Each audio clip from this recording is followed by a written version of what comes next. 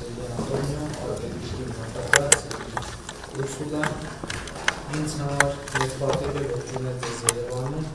Հայաստան Եվրոպական միություն գագաթաժողովի շրջանակներում։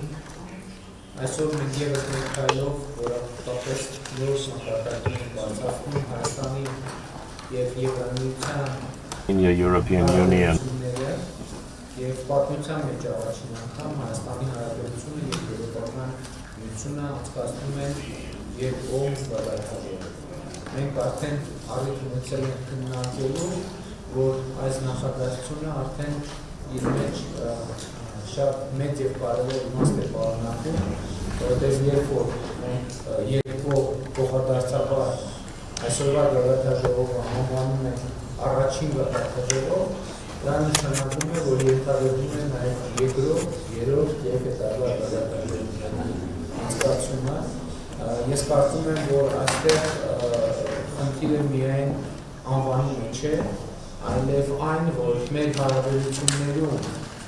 արդեն իսկ ձևավորվել է այնպիսի ծանրակշիռ օրակարգ, որը արդեն իսկ կանխատեսելի կերպով առաջիկայում անհրաժեշտ է լինելու քննարկել հենց գագաթաժողովների մակարդակում,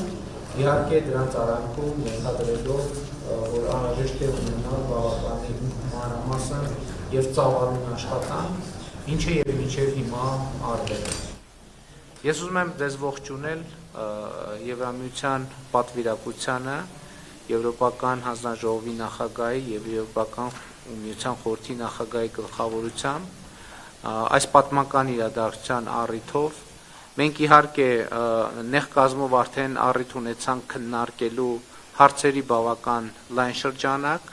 և ուրախությամբ եմ արձանագրում, որ մեր օրակարգի բազմաթիվ հարցերի վերաբերյալ մենք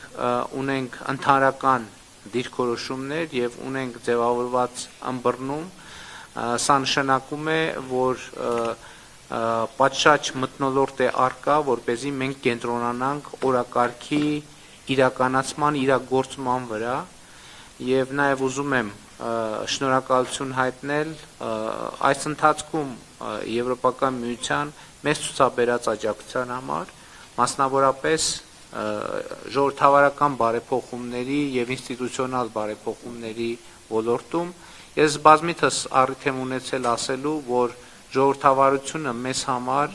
հանգամանքների պատահական բերում չէ, այլ ռազմավարություն է, որը գիտակցաբար որպես որոշում որդեգրված է Հայաստանի Հանրապետության ժողովրդի կողմից, բայց նաև ուզում եմ էլի անդրադառնալ մի շատ կարևոր թեմայի, որի մասին խոսեցի նաև երեկ Հայաստանի աջակցման խմբի նիստի ժամանակ, իմ գնահատականն այն է, որ բոլոր այն բարեփոխումները, որ հնարավոր էր իրագործել հենվելով միայն քաղաքական կամքի վրա, այդ բոլոր բարեփոխումները իրականացված են։ Բարեփոխումների հետագա ընթացքը ապահովելու համար անհրաժեշտ է ինստիտուցիոնալ և օրենսդրական և փորձագիտական որոշակի ավելի մեծ ներդրում և այս առումով իհարկե Եվրամիության հետ մեր համագործակցությունը շատ կարևոր է և ես արդեն իսկ կարող եմ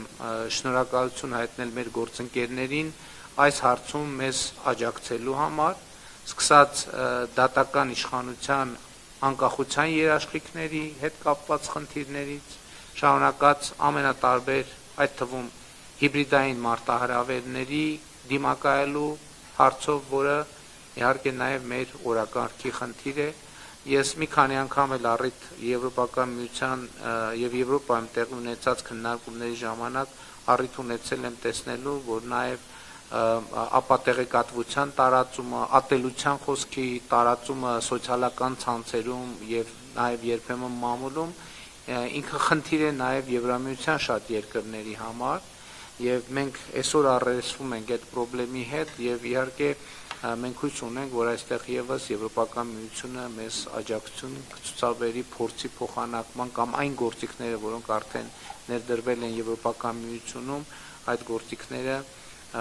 գործիքների բովանդակության շուրջ ավելի մեծ հասանելիություն ենք ակնկալում Հայաստանի Հանրապետությունում դրանք կիրառելու համար։ Կրկին ողջունում եմ եւ շնորհակալություն այսօրվա պատմական իրադարձությունը համահեղինակելու համար։ Հավանիչ տեսանյութը եւ բաժանորդագրվիչ նորությունները բաց չթողնելու համար։